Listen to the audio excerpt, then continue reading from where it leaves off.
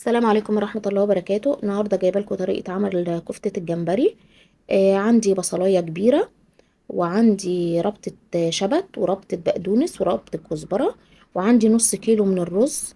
الرز ده أنا كنت غسلاه ومنشفاه وطحناه بالمطحنة بتاعتي. نص كيلو الرز هياخد نص كيلو من الجمبري. ده كان كيلو جمبري مقشراه. طبعا الكيلو بيعمل نص كيلو جمبري، يعني كمية الرز قد كمية الجمبري. دلوقتي هبتدي ان انا انزل بالرز بتاعي في المطحنة، عشان ده كله لازم اطحنه كويس. الرز المطحون اطحنيه بالمطحنة بتاعتك طحن ناعم، وانزلي بيه في الكبة. وبعد ما نزلت بالرز هبتدي انزل بالخضرة بتاعتي.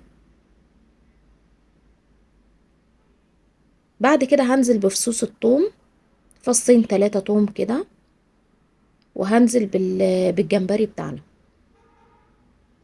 ما اشترطش ان يكون جمبري كبير، هاتي الجمبري الصغير طالما هتعملي كفتة، او على الملوخيه برضه نقي الجمبري الصغير، مش محتاجه الجمبري الكبير. وهنزل بالبصلايه بتاعتي، وابتدي اطحنهم كويس جدا طحن نائل لحد ما يندمجوا كلهم مع بعض.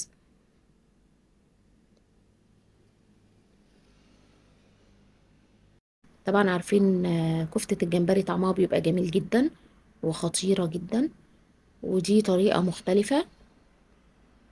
انا بحب اعملها بالطريقة دي، طعمها جميل. هبتدي ان انا اطحن زي ما انتوا شايفين كده بالشكل اللي انتوا شايفينه لحد ما تنعم خالص معايا. لو حسيت من اول مرة الكفتة بتاعتي ما اتطحنتش كويس، اديها كمان مرة في الكبة، يعني خليها لحد ما تنعم معايا خالص. بعد ما انا ضربتها في الكبة، هبتدي ان انا انزل بيها في الطبق بتاعنا.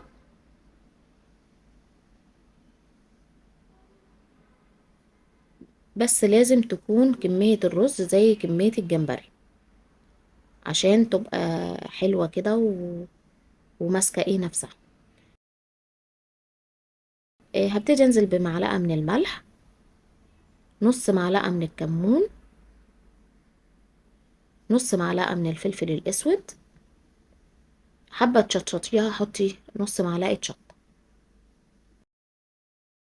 ونص معلقة كزبرة ناشفة. دي بقى الكزبرة دي بتفرق في الطعم قوي يعني. ولو عندك نعناع ممكن تحطي حبة من النعناع برضو، النعناع الناشف تطحني كده بإيدك وتحطيه. هبتدي ان انا اقلب ده كله لحد ما يتجانس كل المكونات بتاعتي.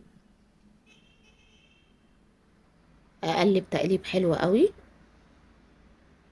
بعد كده هبتدي ان انا هصبع الكلام الحلو ده، بس اقلبها كويس لحد ما الملح والكمون والفلفل الاسود كل المكونات تندمج كويس جدا. ده كله لسه في مرحلة التقليب. بعد كده هبتدي ان انا اصبعها، هبتدي اصبعها تصبيع. ادهني ايدك زيت وابتدي صبعي في الكفتة بتاعتك. عايزة تعمليها قراص اعمليها، عايزة تعمليها صوابع اعمليها زي ما تحبي بالشكل اللي انت حباه. كده ده الصابع بتاعنا. هبتدي ان انا انزل في الطاسة بتاعتنا، وابتدي ان انا اقلي الكفتة في زيت طبعا مقدوح كويس جدا. ده شكلها بعد ما هي طلعت من الزيت. هبتدي ان انا اعمل لها بقى الصلصة بتاعتنا. هي عبارة عن بصلاية يا دوب بس تدبل كده، ومعلقة من الثوم المطحون، وابتدي ان انا اقلب. بعد ما اقلب، بعد كده هبتدي ان انا انزل بالطماطم بتاعتنا بعد ما حطيت البصل والثوم عليه، واسيبها انها تتسبك. بعد كده هبتدي انزل بنص معلقة فلفل اسود، ربع معلقة من الكمون. ما تكتريش كمون عشان ما تمررش معاكي. وهنزل بنص معلقة من السكر عشان حموضة الطماطم. وكان عندي 4 بطاطسيات كنت مقطعاهم مكعبات صغيرة. هنزل الأول بالكفتة بتاعتنا، بعد طبعا ما كنت قلياها انزل بيها. وكنت مقطعة 4 بطاطسيات مكعبات صغيرة وغسلاها. هبتدي ان انا انزل بيها بالشكل ده، ياخدوا الطعم من بعض، البطاطس والكفتة ياخدوا من طعم بعض. قطعي البطاطس مكعبات صغيرة واسيبيهم يستووا شوية كده مع بعضهم لحد ما البطاطس بتاعتنا تستوي، والكفتة تتشرب وتاخد طعم البطاطس والبطاطس تاخد طعم الكفتة. بتبقى طعمها جميل جدا بالبطاطس. جربوها بالطريقة دي. الشكل الجميل بقى عامل ازاي في الطواجن وجمال الطواجن. طعمها جميل جدا وريحتها خطيرة. جربوها بالطريقة دي هتعجبكم جدا.